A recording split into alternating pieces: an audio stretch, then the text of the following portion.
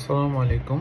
আমি সোহান পাটারি। আজকে আমার আলোচনার বিষয়বস্তু হচ্ছে সাইবার সিকিউরিটি ভার্সন 1। তো প্রথমে শুরু করতে চাই বাংলাদেশ ও বৈশ্বিক প্রেক্ষাপটে সাইবার সিকিউরিটির গুরুত্ব।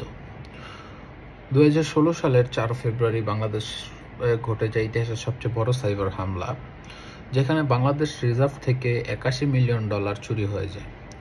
উত্তর কোরিয়ার একদল হ্যাকার বাংলাদেশ কেন্দ্রীয় ব্যাংক রিজার্ভ থেকে $1 বিলিয়ন হ্যাক করার পরিকল্পনা করে, কিন্তু ভাগ্যক্রমে $81 মিলিয়ন ছাড়া বাকি অর্থের লেনদেন ট্রান্সফার আটকে যায়। পরবর্তী 2023 সালে উল্লেখযোগ্য সাইবার হামলার ঘটনার মধ্যে রয়েছে বাংলাদেশ পেমেন্ট গেটওয়ে হ্যাকিং এবং বাংলাদেশ রেলওয়ে টিকেটিং ওয়েবসাইট ডিটস আক্রমণ এবং বাংলাদেশ জাতীয় হৃদরোগ ইনস্টিটিউট ওয়েবসাইট ডিফেসমেন্ট।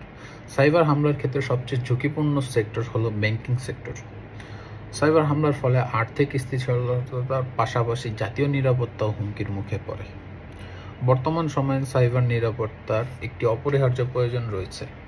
সাইবার সিকিউরিটির গুরুত্বের 5টি দিক নিয়ে আমরা আলোচনা করব। প্রথমে আলোচনা করতে চাই তথ্যের গোপনীয়তা রক্ষা।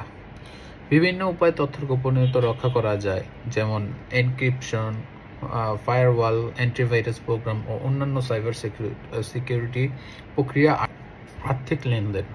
বর্তমান সময়ে অনলাইনে আর্থিক লেনদেন অত্যন্ত জনপ্রিয় এবং বহুল প্রচলিত একটি প্রক্রিয়া, তাই লেনদেনে হ্যাকার এবং ফ্রড থেকে সুরক্ষিত রাখার সাইবার সিকিউরিটির অন্যতম উদ্দেশ্য। বিভিন্ন উপায়ে এই সুরক্ষা প্রদান করা যেতে পারে, যেমন মাল্টি ফ্যাক্টর অথেন্টিকেশন ও এনক্রিপশন, সিকিউরিটি সকেট লেয়ার বা SSL সার্টিফিকেশন ইত্যাদি। প্রতিষ্ঠানের সুনাম রক্ষা।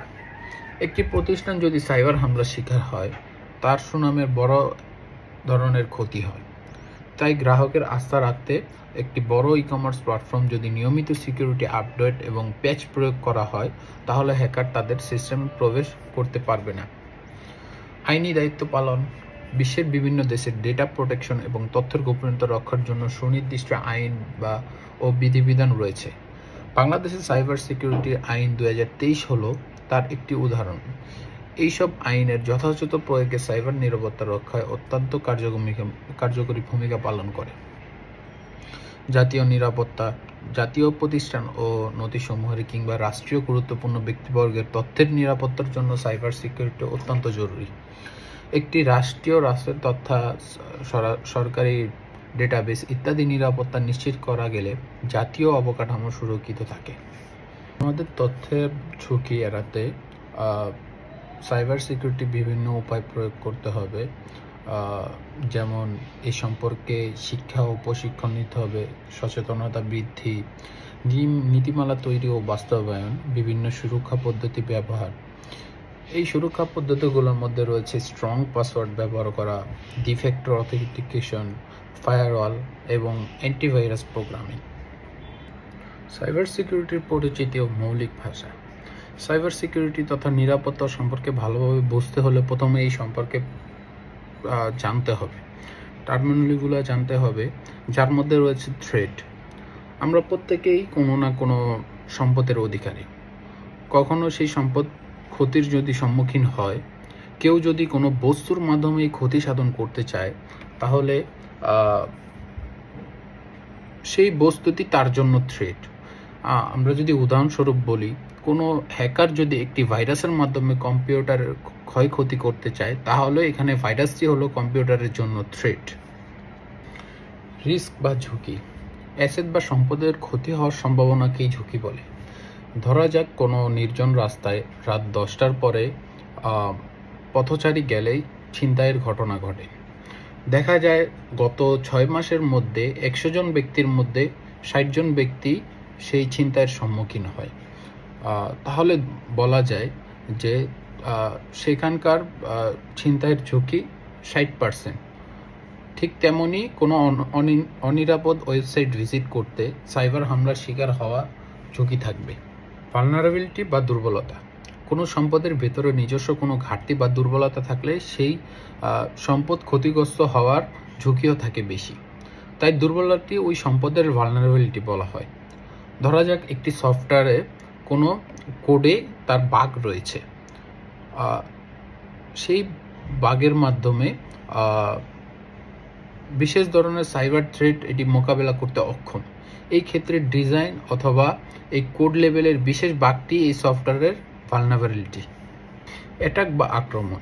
অ্যাটাক হলো এক প্রকার অ্যাকশন। অ্যাটাকের মাধ্যমে সম্পদের নিরাপত্তা লঙ্ঘিত হয় ও সম্পদ ক্ষতিগ্রস্ত হয়। যেমন ধরা যাক কোনো হ্যাকার যদি কম্পিউটারে ভাইরাস পাঠায়, এই পাঠানোর ক্রিয়াটি হলো অ্যাটাক। এক্সপ্লয়টেশন। কোনো সম্পদের দুর্বলতা জেনে তার ওই স্থানে আক্রমণ করাকেই এক্সপ্লয়টেশন বলে। যেমন কোনো হ্যাকার যদি ওয়েব অ্যাপ্লিকেশনের দুর্বলতা জেনে সেই জায়গাতে আক্রমণ করে, তাহলে তাকে এক্সপ্লয়টেশন বলে। এর মাধ্যমে ওয়েবসাইটের অচল হতে পারে এবং গোপনীয়তা তথ্য ফাঁস হতে পারে। পেলোড হলো এক প্রকার এক্সপ্লয়েট কোড যা ইচ্ছাকৃতভাবে সম্পদের ক্ষতি সাধন করে, যেমন ডিস্ট্রয় করা, ব্যাকডোর তৈরি করা এবং কম্পিউটার সিস্টেমে হাইজ্যাক করা ইত্যাদি। যেমন ট্রোজান ভাইরাস একটি ক্ষতিকর পেলোড। এটি সংক্রমণের ডিভাইসে অদৃশ্যভাবে ইনস্টল হয় এবং তার সেই ডিভাইসকে অবৈধভাবে অ্যাক্সেস পেকে ব্যাকডোর তৈরি করে। এই ব্যাকডোরের মাধ্যমে হ্যাকার ডিভাইস নিয়ন্ত্রণ নিতে পারে এবং ডেটা চুরি অথবা অন্য ক্ষতির কাজ করতে পারে। Zero day attack. একটি কম্পিউটারে অ্যাপ্লিকেশন তৈরির পর সেটার ভালনারেবিলিটি বা দুর্বলতা দেখা যেতে পারে। সাধারণত এই ধরনের দুর্বলতা দেখা গেলে ডেভেলপার কোম্পানি প্যাচ প্রকাশ করে। তবে এই দুর্বলতার বহির্গত কেউ যদি ডেভেলপারের আগে জেনে ফেলে এবং তা কাজে লাগিয়ে সম্পদের ক্ষতি করার চেষ্টা করে, তাহলে তাকে জিরো ডে অ্যাটাক বলে। যেমন ধরা যাক একটি জনপ্রিয় অপারেটিং সিস্টেম একটি গোপন দুর্বলতার আবিষ্কার করা হলো, যা সম্পর্কে সফটওয়্যার প্রস্তুতকারক অবগত নয়। হ্যাকার এই দুর্বলতার সুযোগ নিয়ে একটি ম্যালওয়্যার তৈরি করে। এই ম্যালওয়্যার অপারেটিং সিস্টেমের নিরাপত্তা প্রতিরক্ষা ব্যবস্থাকে ভেঙে গোপনীয় ডেটা চুরি করে। এই ধরনের আক্রমণকে জিরো ডে অ্যাটাক বলে। Daisy chaining. ডেজি চেইনিং হলো নেটওয়ার্ক অথবা কম্পিউটারে অ্যাক্সেস পাওয়ার পর সেই নেটওয়ার্ক বা কম্পিউটার ব্যবহার করে অন্য একাধিক নেটওয়ার্ক এবং কম্পিউটারে প্রবেশ করা। ডক্সিং। বিভিন্ন ওয়েবসাইট বা ডেটাবেজে কিংবা সামাজিক যোগাযোগের মাধ্যমে কিছু তথ্য দেয়া থাকে, যেমন বিভিন্ন important NID number, email or ঠিকানা। কোনো ব্যক্তি এসব জায়গা থেকে তথ্য নিয়ে অন্য কোনো অনলাইনের মাধ্যমে সম্মতি ছড়ার প্রকাশ করলে তাকে ডক্সিং বলে। অনেক সময় কাউকে হুমকি দেওয়া বা হয়রানি করা, ব্যক্তিগত নিরাপত্তা বিঘ্নিত করার উদ্দেশ্যেই ডক্সিং করা হয়। বট হলো একটি স্বয়ংক্রিয় সফটওয়্যার প্রোগ্রাম যা মানুষের হস্তক্ষেপ ছাড়াই অনলাইনে নির্দেশে কাজ সম্পাদনের জন্য ডিজাইন করা হয়ে থাকে। ধরা যাক নিরাপত্তা প্রহরী নামে একটি বট আছে যা সাইবার নিরাপত্তার ক্ষেত্রে কাজ করে। এটি কোনো নেটওয়ার্ক বা অস্বাভাবিক ট্রাফিক বা সন্দেহজনক ক্রিয়াকলাপ শনাক্ত করার জন্য ডিজাইন করা হয়েছে। যদি নিরাপত্তা প্রহরী বট কোনো সাইবার হামলা ইঙ্গিত পায়, তাহলে এটি স্বয়ংক্রিয়ভাবে আইটি দলকে সতর্ক করে এবং প্রাথমিক নিরাপত্তা নিশ্চিত করে।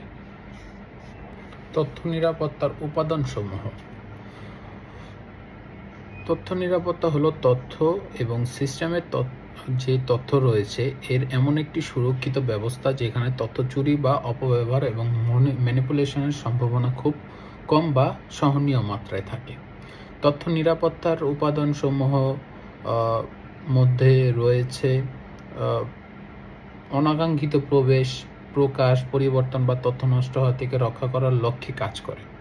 এই উপাদানগুলোর মধ্যে মূলত 5 প্রকারে বিভক্ত করা যায়, যেমন কনফিডেন্সিয়ালিটি, ইন্টিগ্রিটি, অ্যাভেলেবিলিটি, অথেন্টিসিটি, নন রেপুটেশন। কনফিডেন্সিয়ালিটি বা গোপনীয়তা।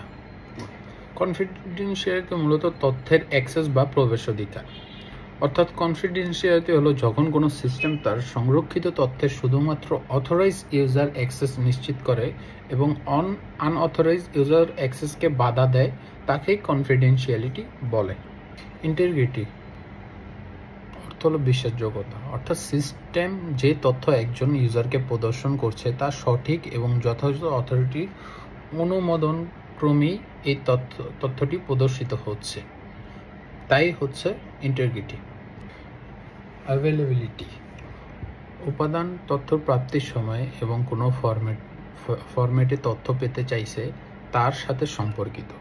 অ্যাভেলেবিলিটি বলতে চাওয়া মাত্র অথরাইজ ইউজার নির্দেশ ফরম্যাট নির্দিষ্ট ফরম্যাট তথ্য প্রদান করা। অথেন্টিসিটি হলো তথ্য নিরাপত্তা একটি মৌলিক উপাদান যা একজন ব্যবহারকারীর পরিচয় ও সত্যতা নিশ্চিত করে, অর্থাৎ যে ইউজার ক্রেডেনশিয়াল দেওয়া হচ্ছে সে আসলে সেই ব্যক্তি কিনা তা যাচাই করা। নন রিপুডিয়েশন হলো কোনো একটি কার্যক্রম সম্পাদনের পরে ব্যক্তি বা প্রতিষ্ঠান সেটি অস্বীকার করতে পারবে কিনা, এটি বিশেষ করে ডিজিটাল লেনদেনের ক্ষেত্রে গুরুত্বপূর্ণ। সাইবার নিরাপত্তা আইন 2023 এখানে ধারা 17 থেকে 37 পর্যন্ত বিভিন্ন ধরনের অপরাধ ও তার দণ্ডাদেশ প্রদান করা হয়েছে। ধারা 17-তে বলা হয়েছে, যদি কেউ ইচ্ছাকৃতভাবে বা পরিকাঠামোভাবে বেআইনিভাবে তাদের পার্সোনাল আইডিতে প্রবেশ করে অথবা এমন প্রবেশের মাধ্যমে ক্ষতি সাধন করে, তাহলে তাকে সর্বোচ্চ 3 বছরের কারাদণ্ড বা 25 লক্ষ টাকা পর্যন্ত অর্থদণ্ড অথবা উভয় দণ্ডই দণ্ডিত হতে পারে। ধারা 18 অনুযায়ী যদি কেউ ইচ্ছাকৃতভাবে কোনো কম্পিউটার, ডিজিটাল ডিভাইস, কম্পিউটারের সিস্টেমে বা কম্পিউটারের নেটওয়ার্কে বেআইনিভাবে প্রবেশ করে অথবা প্রবেশের সহায়তা করে, তা অপরাধ হিসাবে বিবেচিত হবে। এর দণ্ড সর্বোচ্চ 6 মাস কারাদণ্ড এবং 2 লক্ষ টাকা পর্যন্ত অর্থদণ্ড বা উভয়ই দণ্ড প্রযোজ্য হতে পারে। ধারা 20-এ কম্পিউটার সোর্স কোড পরিবর্তন বা ধ্বংস করা। ধারা 21-এ মুক্তিযুদ্ধের চেতনা ও জাতীয় সঙ্গীত এবং জাতীয় পতাকা সম্পর্কিত বিদ্বেষমূলক বিভ্রান্ত বা কুৎসিতমূলক তথ্য প্রচারের জন্য দণ্ড প্রদান বিধান করে। এই সকল অপরাধের জন্য ভিন্ন ভিন্ন ধরনের শাস্তি বিধান রাখা হয়েছে। ধারা 22 এবং 23-এ ডিজিটাল বা ইলেকট্রিক জালিয়াতি বা প্রতারণা অপরাধের জন্য দণ্ড। ধারা 24 থেকে 29 পর্যন্ত পরিচয় প্রতারণা, ভীতি প্রদর্শন, মানহানিকরণ তথ্য প্রকাশ, ধর্মীয় অনুভূতি আঘাত এবং বিনা অনুমতি তথ্য সংগ্রহের বিরুদ্ধে দণ্ড ও শাস্তির বিধান রাখা হয়েছে। তবে ধারা 27 ও 28-এ রাষ্ট্রীয় অখণ্ডতা, নিরাপত্তা ও সার্বভৌমত্ব, ধর্মীয় অনুভূতি আঘাত করার জন্য গুরুতর দণ্ডের বিধান রয়েছে। ধারা 30 থেকে 37 পর্যন্ত সাইবার সন্ত্রাস, হ্যাকিং, মিথ্যা মামলা ও কোম্পানির অপরাধ ক্ষতিপূরণ, দান বা এবং সেবা প্রদানকারীদের দায়িত্ব মুক্তির বিষয়বলী নিয়ে বিস্তারিত আলোচনা করা হয়েছে। ধারা 30-এ ট্রানজ্যাকশন অনুমোদন ছাড়াই ট্রানজ্যাকশন করা এবং সরকার কর্তৃক নিষিদ্ধ ঘোষিত ট্রানজ্যাকশন চালিয়ে যাওয়ার অপরাধ সংজ্ঞায়িত করে। ধারা 31 সামাজিক শৃঙ্খলা ভঙ্গ ও বিশৃঙ্খলা সৃষ্টির জন্য ডিজিটাল মাধ্যমে ব্যবহার অপরাধে তুলে ধরে। ধারা 32-এ হ্যাকিং একটি গুরুত্বপূর্ণ অপরাধ হিসাবে চিহ্নিত করে এবং এর জন্য গুরুতর শাস্তির বিধান করে। দণ্ড অনধিক 14 বছর কারাদণ্ড এবং অনধিক 1 কোটি টাকা অর্থদণ্ড বা উভয়ই দণ্ডিত বিধান রাখা হয়েছে। 33 ও 34-এ কোনো অপরাধ সংগঠনের সহায়তা করা ও মিথ্যা মামলা দায়ের করার বিরুদ্ধে কঠোর বিধান প্রদান করে। ধারা 35 ও 36 কোম্পানির অপরাধ এবং ক্ষতিপূরণ দানের বিধান সংক্রান্ত নীতিমালা বর্ণনা করে, যা কোম্পানি তার পরিচালকের জন্য জবাবদিহি নিশ্চিত করে। ধারা 37 সেবা প্রদানকারীদের দায়িত্ব মুক্তির বিষয়ে বিশেষ ব্যাখ্যা প্রদান করে, যাতে তারা অজ্ঞাতসারে সংগঠিত অপরাধের জন্য দায়ী না হন। এই ধারাগুলো সাইবার নিরাপত্তা 2023-এর অধীনে অপরাধ ও দায়িত্বশীলতার বিভিন্ন দিক নির্দেশ করে থাকে। শীর্ষ তথ্য নিরাপত্তা হুমকি ভেক্টর। ব্যক্তি পর্যায়ে, সংস্থা অথবা সরকার সর্বত্রই তথ্য নিরাপত্তার হুমকির সম্মুখীন হচ্ছে। সাইবার অপরাধী নানা পদ্ধতিতে প্রযুক্তির মাধ্যমে নিরাপত্তা ব্যবস্থা ভেঙে অনুপ্রবেশ করে বিপুল ক্ষতি সাধন করছে। তথ্য নিরাপত্তার এই থ্রেটগুলোকেই সাধারণত ইনফরমেশন সিকিউরিটি থ্রেট ভেক্টর বলা হয়।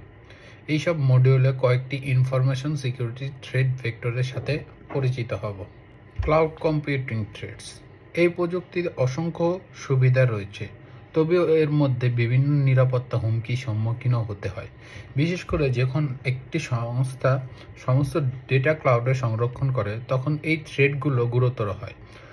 যেমন একটি সংস্থা যদি তার সব ডেটা ক্লাউডে সংরক্ষণ করে এবং সেই ক্লাউড সার্ভিসের সিকিউরিটি দুর্বলতা থাকে, তাহলে হ্যাকার সেই দুর্বলতাকে কাজে লাগিয়ে এই সংস্থার data access. Advance persistent threat. Advance persistent threat হলো এক ধরনের জটিল ও কন্ট্রিবিউটর সাইবার আক্রমণ, যা বিশেষত অ্যাডভান্স লেভেলের হ্যাকার গ্রুপ দ্বারা পরিচালিত হয়। এই ধরনের আক্রমণের টার্গেট থাকে মূলত বড় আকারের সংস্থা, সরকারি প্রতিষ্ঠান বা মিলিটারি নেটওয়ার্ক। এটি হ্যাকারদের মূলত উদ্দেশ্য হল গোপনে ও দীর্ঘমেয়াদী লক্ষ্যস্থানে অ্যাক্সেস করা, যাতে তারা মূল্যবান তথ্য চুরি করতে পারে এবং মনিটরিং করতে পারে। যেমন একটি দেশের পরিকল্পনা ও মন্ত্রণালয় কম্পিউটার নেটওয়ার্ক একটি হ্যাকার গ্রুপে অবৈধভাবে প্রবেশ করে, তার কৌশল মন্ত্রণালয়ের ডেটা অ্যাক্সেস এবং গোপনীয়তা সরকারি পরিকল্পনা ও তথ্য চুরি করে। এবং এর মধ্যে এপিটি গ্রুপগুলো তাদের লক্ষ্যের প্রতি অবচলিত থাকে এবং দীর্ঘকাল ধরে নিরাপদে তাদের কার্যকলাপ চালিয়ে যেতে পারে, যা সংস্থাগুলোকে গুরুত্বপূর্ণ তথ্য হারানো এবং পরিকল্পনাগুলি ফাঁস হওয়ার ঝুঁকিতে ফেলে। Virus and wormhole. ভাইরাস এবং ওয়ার্মহোল নেটওয়ার্ক প্রধানত হুমকি বা তীব্র গতিতে নেটওয়ার্কগুলোকে আক্রমণ চালাতে সক্ষম। ম্যালওয়্যার দুই প্রকারের হয়ে থাকে, এগুলো কম্পিউটার সিস্টেমগুলোকে ব্যাপক ক্ষতি সাধন করে। ভাইরাস এক প্রকার ম্যালওয়্যার যা কোনো হোস্ট ফাইল বা প্রোগ্রামে অবস্থান করে এবং অন্য প্রোগ্রামগুলোর সাথে নিজেকে কপি করে ছড়িয়ে পড়ে।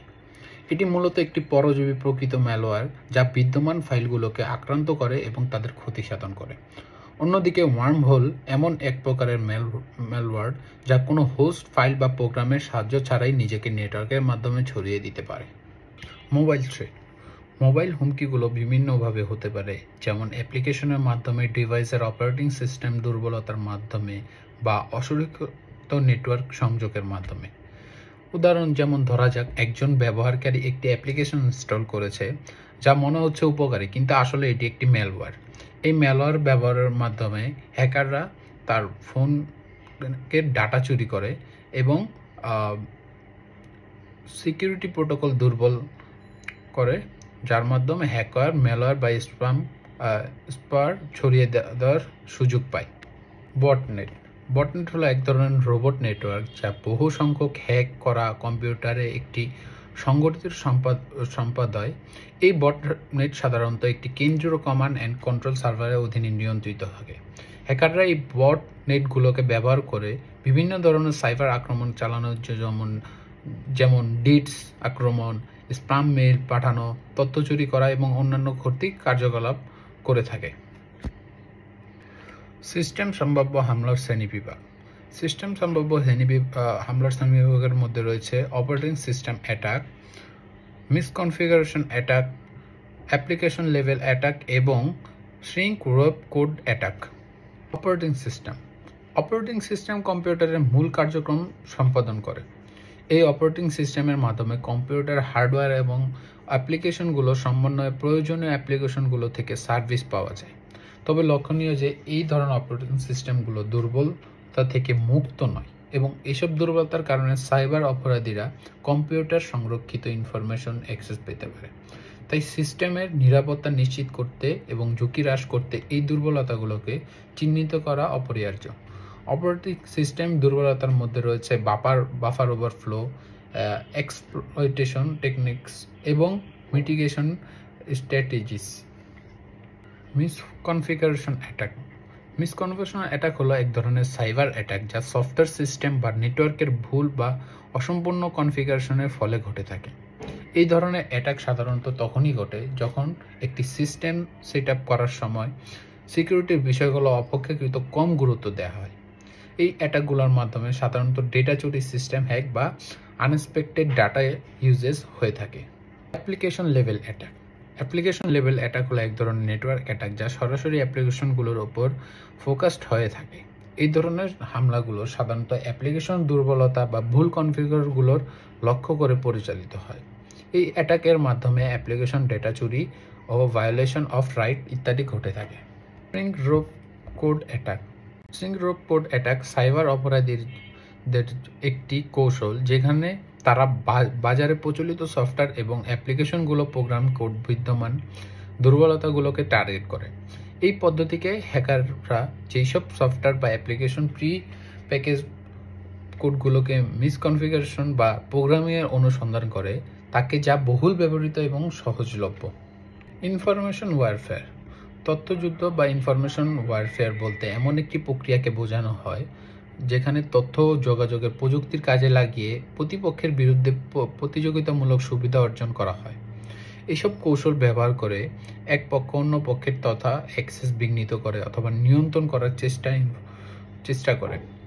ইনফরমেশন ওয়ারফেয়ারের কিছু প্রকারভেদ: command and control warfare, intelligent based warfare, psychological warfare, hacker warfare, economic warfare এবং সাইবার ওয়ারফেয়ার।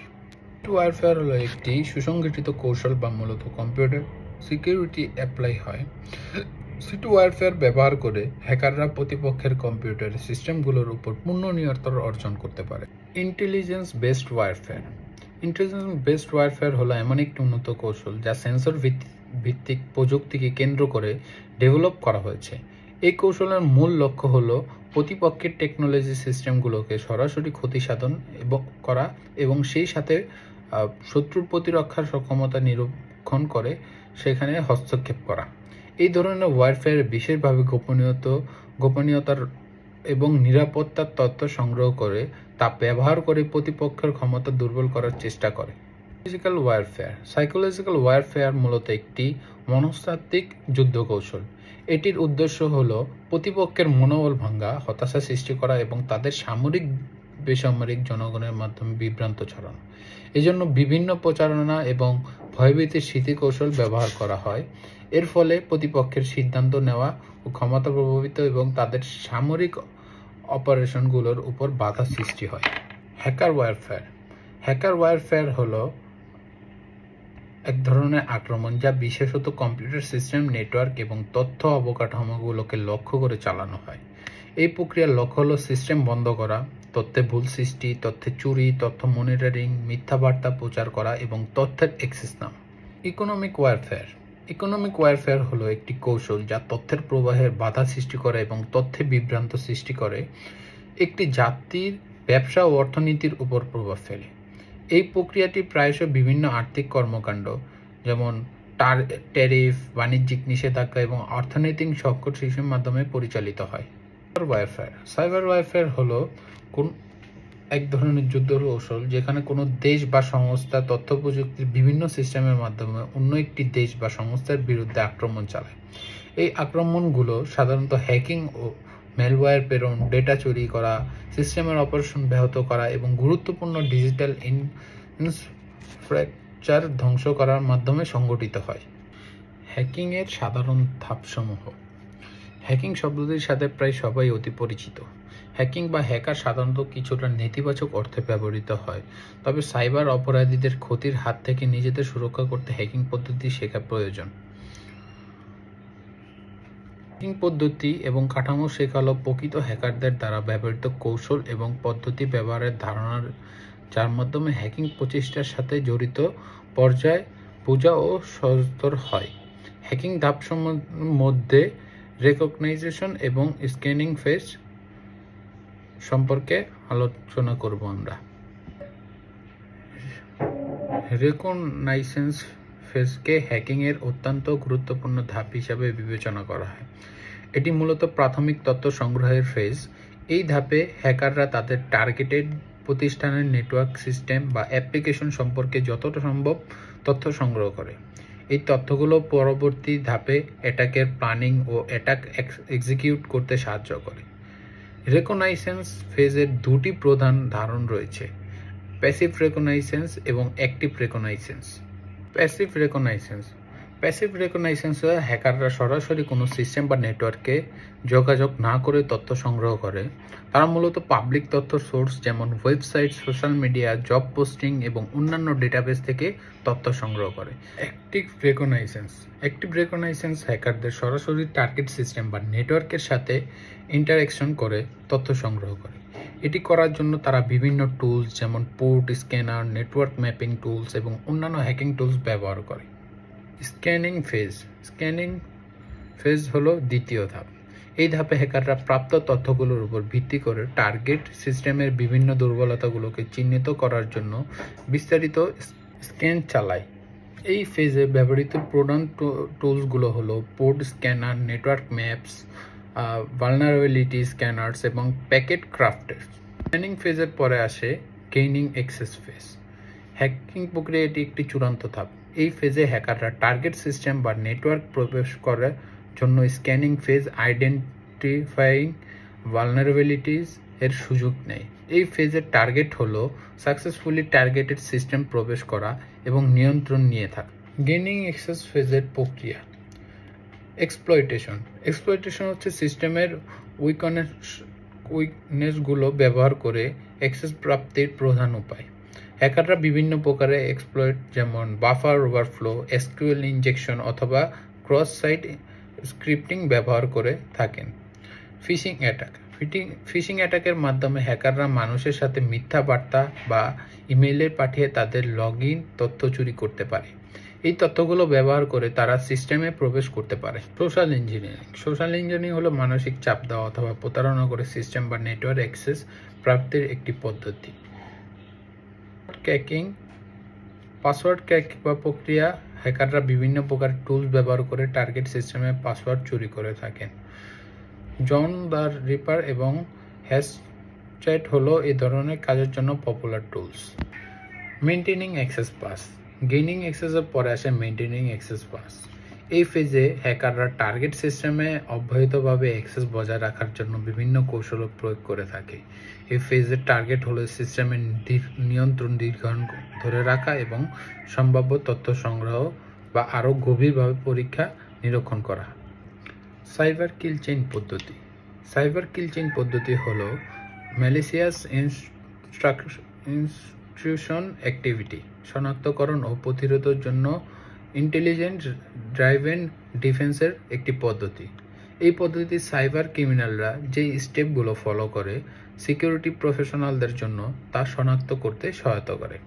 সাইবার কিল চেইন হলো মিলিমিটার কিল চেইনের ধারণার উপর ভিত্তি করে সাইবার স্পেস সিকিউর করার জন্য তৈরি একটি কাঠামো। এই পদ্ধতির টার্গেট হলো প্রোঅ্যাক্টিভ ইনস্ট্রুশন ডিটেকশন ও রেসপন্স বৃদ্ধি করা। সাইবার কিল চেইন পদ্ধতির 7টি ধাপ রয়েছে, যার মধ্যে রয়েছে recognization, weaponization, delivery, exploitation, installation, command and control এবং action and object. Techniques and procedure. TTP. ট্যাক্সিং হলো একজন সাইবার ক্রিমিনালের কোনো সিস্টেম আক্রমণ শুরু করার জন্য সম্পূর্ণ আউটলাইন। অন্যদিকে টেকনিক্স হলো বিশেষ কিছু টেকনিক্যাল স্ট্র্যাটেজি যা বিশেষ উদ্দেশ্য অর্জনের জন্য ব্যবহার করা হয় এবং প্রসিজার্স হলো সেই বিশেষ ধাপ যা আক্রমণকারী অনুসরণ করে। ট্যাকটিক্স। সাইবার নিরাপত্তায় ট্যাকটিক্স হলো আক্রমণকারীর প্ল্যানিং এবং অপারেটিং সামারি, যা তার আক্রমণের বিভিন্ন স্টেজ অনুসরণ করে। কিভাবে আক্রমণকারী তাদের আক্রমণের লক্ষ্য অর্জনের জন্য পরিকল্পনা করে এবং পদক্ষেপ নেয় তা ট্যাকটিক্সে বলা হয়। টেকনিক্স বলতে বোঝায় আক্রমণকারী যে নির্দিষ্ট প্রক্রিয়া পদ্ধতিগুলো অনুসরণ করে এবং যার মাধ্যমে সাইবার আক্রমণ সফলভাবে সম্পাদিত হয়। এই টেকনিক্সের বিভিন্ন ধাপগুলো হলো ইনিশিয়াল কম্প্রোমাইজ, কমান্ড এবং কন্ট্রোল সেটআপ, ডেটা এক্সফিল্ট্রেশন এবং কাভারিং টেক্সট। প্রসিডিওর হলো আক্রমণ সিকোয়েন্স অফ অ্যাকশন, যা সে পুরো অ্যাটাক সাইকেলে সম্পাদন করে থাকে। একজন আক্রমণকারীর অ্যাকশন কতগুলো হবে তা সাধারণত প্রসিডিওর এবং এপিটি গ্রুপের অবজেক্টিভসের উপর নির্ভর করে। একজন অ্যাডভান্স আক্রমণকারীর নাম্বার অফ অ্যাকশন বেশি থাকে, এটি মূলত আক্রমণের সাফল্যের হার বৃদ্ধি এবং সিকিউরিটি সিস্টেম দ্বারা শনাক্ত সম্ভাবনা হ্রাস করার জন্য করা হয়। Adversary behavioural identification.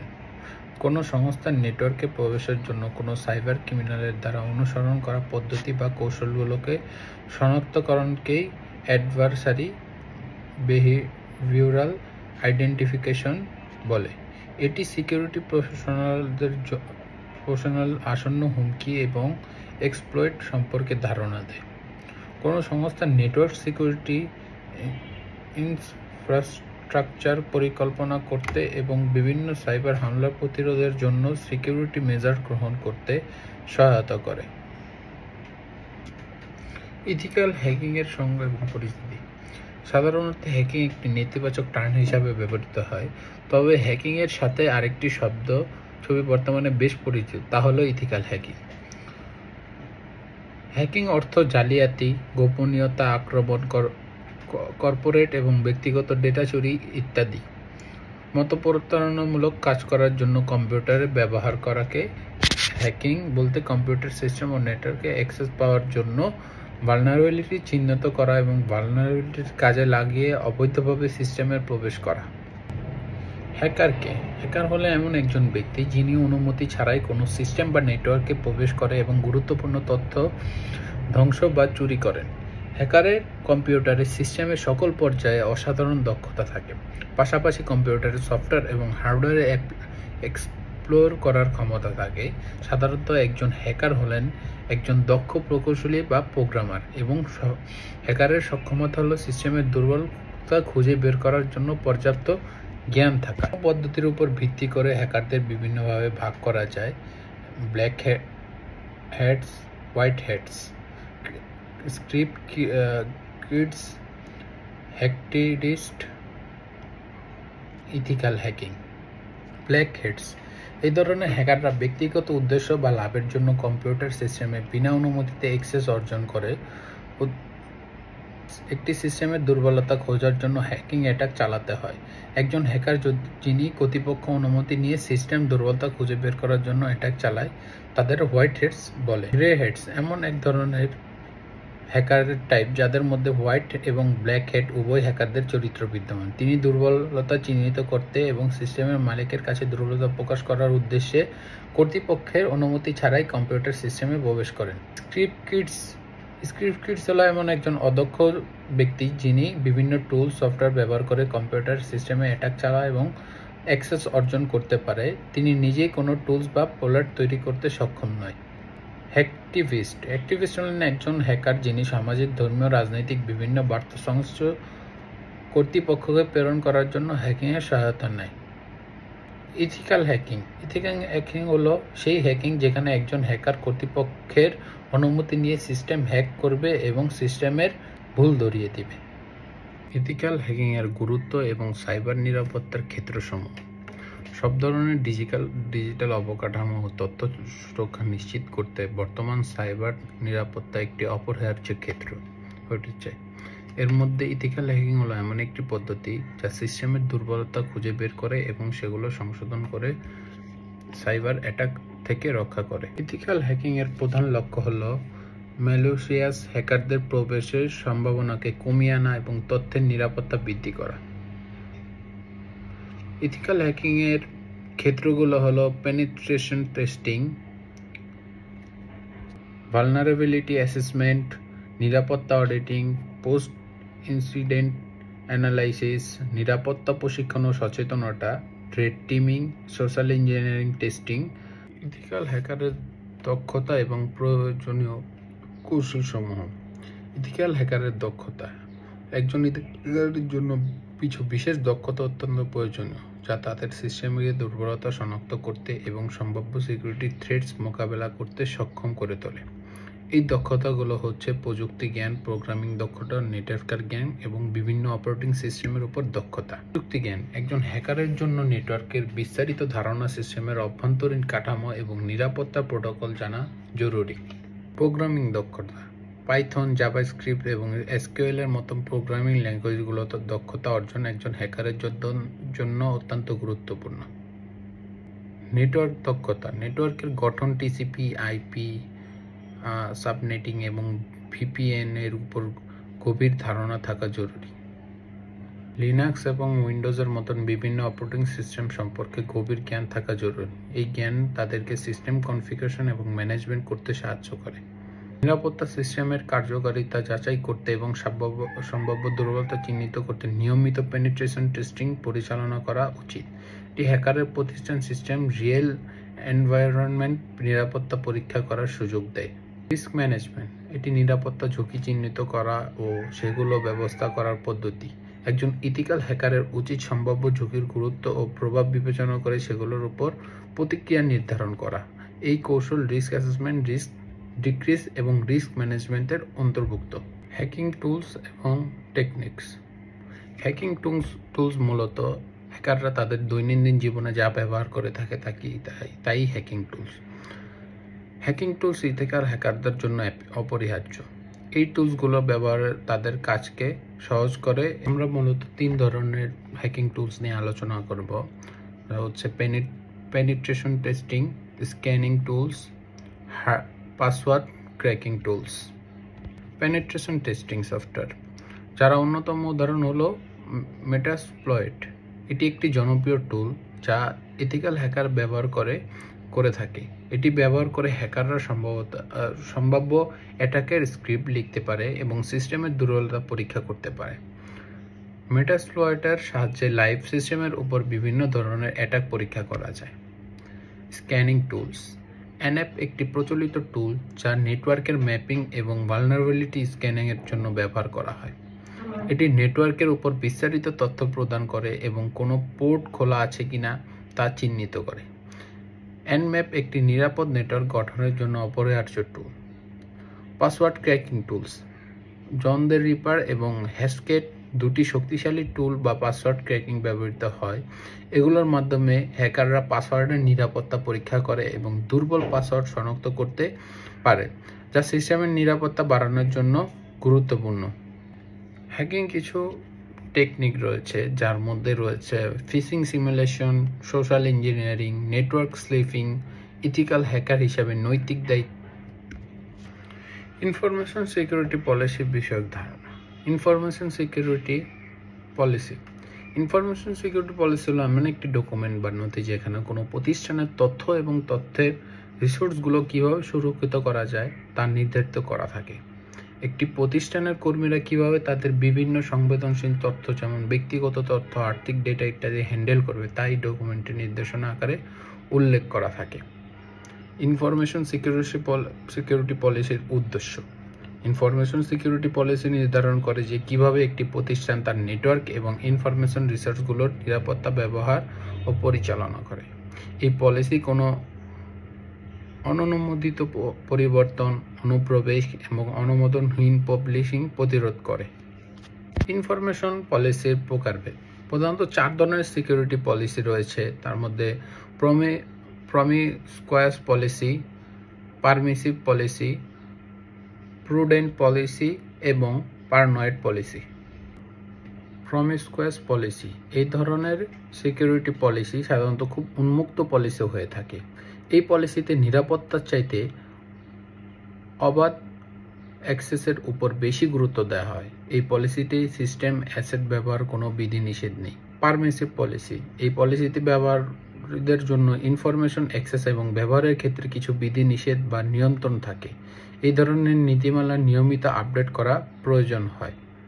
Prudent policy সর্বোচ্চ নিরাপত্তা নিশ্চিত করে এবং শুধুমাত্র পরিচিতি এবং প্রয়োজনীয় সার্ভিসগুলোকে অ্যাক্সেসের অনুমতি দেয়। এই নীতিমালায় সকল কার্যক্রম লক করা হয় এবং নিয়ন্ত্রণগুলো কঠোরভাবে প্রয়োগ করা হয়। প্যারানয়েড পলিসি, এই পলিসিতে শুধুমাত্র ইন্টারনেট সংযোগ বা সীমিত আকারে ইন্টারনেট ব্যবহারে অনুমোদিত থাকে। এছাড়া প্রায় সবকিছুতেই নিষেধাজ্ঞা থাকে। এই পলিসিতে সাধারণত যেখানে ঝুঁকির মাত্রা খুব বেশি সেখানে সর্বোচ্চ নিরাপত্তার জন্য প্রয়োগ করা হয়।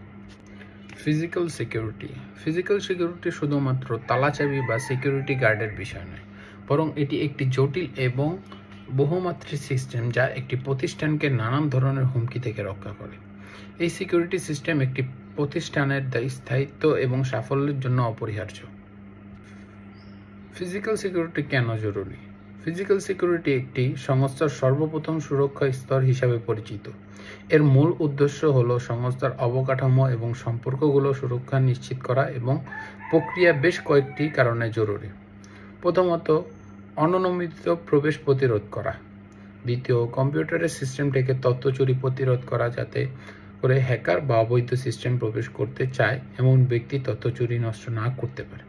তৃতীয়, গুপ্তচর ভিত্তিক নাশকতা, ক্ষতি ও চুরির বিরুদ্ধে সুরক্ষা প্রদান করা। চতুর্থ, কর্মী এবং সোশ্যাল ইঞ্জিনিয়ারিং হামলাগুলো প্রতিরোধ করা। ফিজিক্যাল সিকিউরিটি কন্ট্রোল বলতে একটি প্রতিষ্ঠানের ভৌত সম্পদগুলোকে রক্ষা করার জন্য গ্রহণ করা বিভিন্ন উপায়কে বোঝায়। এই নিয়ন্ত্রণগুলো ফিজিক্যাল ঝুঁকি থেকে সম্পদগুলোকে রক্ষা করা এবং অপরাধিকর প্রবেশ সম্পদ চুরি ক্ষতি করা প্রচেষ্টা থেকে বিরত রাখে। যেমন কোম্পানি প্রাঙ্গণ ও আশেপাশে CC camera, panic button, burglar alarm, windows এবং ডোরবার ইত্যাদি প্রয়োজনে মাফিক নিশ্চিত করা। রিসিপশন এরিয়া, সার্ভার এবং ওয়ার্কস্টেশন এরিয়া, অন্যান্য সরঞ্জাম যন্ত্রাদি যেমন ফ্যাক্স মেশিন, মডেম এবং রিমুভেবল মিডিয়া যখন ব্যবহার হচ্ছে না তখন লক করা, access control, wire tapping, environmental control ইত্যাদি। ভালনারেবিলিটি অ্যাসেসমেন্ট এবং পেনিট্রেশন টেস্টিং VAPT। কোনো সংস্থার নিরাপত্তার ক্ষেত্রে vulnerability assessment and penetration testing একটি অপরিহার্য প্রক্রিয়া হয়ে উঠেছে। এই পদ্ধতি ব্যবহার করে একটি সংস্থা তাদের তথ্য প্রক্রিয়া ও নেটওয়ার্কের দুর্বলতাগুলোকে চিহ্নিত করতে পারে, যা হ্যাকার আক্রমণ থেকে সুরক্ষা প্রদান করে। Types of vulnerability assessment. Vulnerability assessment হলো একটি সংগঠনের নেটওয়ার্ক, সিস্টেম এবং অ্যাপ্লিকেশনগুলোকে সম্ভাব্য দুর্বলতাগুলো চিহ্নিত করার প্রক্রিয়া।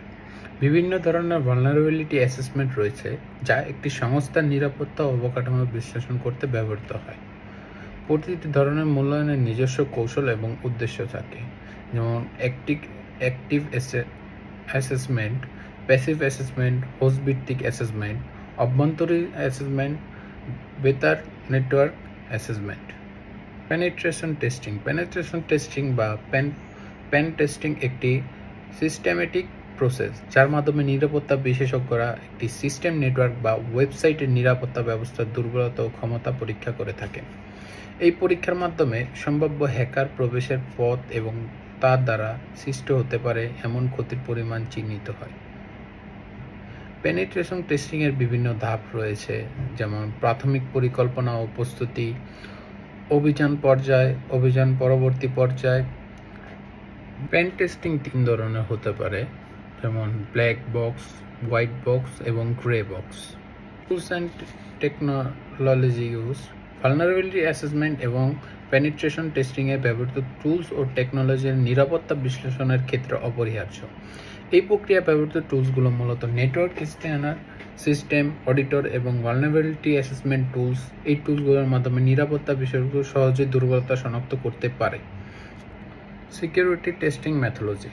সিকিউরিটি টেস্টিং মেথোলজি হলো সিস্টেম, অ্যাপ্লিকেশন এবং নেটওয়ার্কের নিরাপত্তা দুর্বলতা চিহ্নিত করার জন্য ব্যবহৃত একটি সিস্টেমেটিক প্রসেস। এই পদ্ধতির সাহায্যে কোনো সংস্থা তাদের তথ্য প্রণালীতে থাকা দুর্বলতাগুলোকে চিহ্নিত করে এবং সম্ভাব্য হুমকি প্রতিরোধের প্রয়োজনীয় পদক্ষেপ নিতে পারে। Example of security testing methodology. Security testing methodology হচ্ছে তথ্য প্রণালীর দুর্বলতা চিহ্নিত করে এবং নিরাপত্তা ব্যবস্থা উন্নয়নের জন্য প্রয়োজনীয় পদক্ষেপ গ্রহণ করার একটি পদ্ধতি। এর মধ্যে কয়েকটি পদ্ধতি হলো open web application security project, open source security testing methodology manual, information system security assemble framework এবং licensed penetration tester. Security testing পদ্ধতিতে বাছাই ও প্রয়োগ করার প্রক্রিয়াটি একটি প্রতিষ্ঠানের নিরাপত্তা অবকাঠামোর সাথে সরাসরি সম্পর্কিত। সেই ক্ষেত্রে প্রতিষ্ঠানগুলোর যে বিষয়গুলো মাথায় রাখা উচিত তার মধ্যে রয়েছে নিরাপত্তা চাহিদা বুঝতে হবে, সম্পদ ও পরিকাঠামো বিবেচনা, বাজেট ও সময় বিবেচনা, স্থানীয় আন্তর্জাতিক নিয়মাবলী, দক্ষতা ও প্রশিক্ষণ।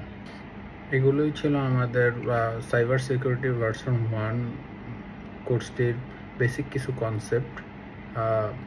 Thank you all for watching.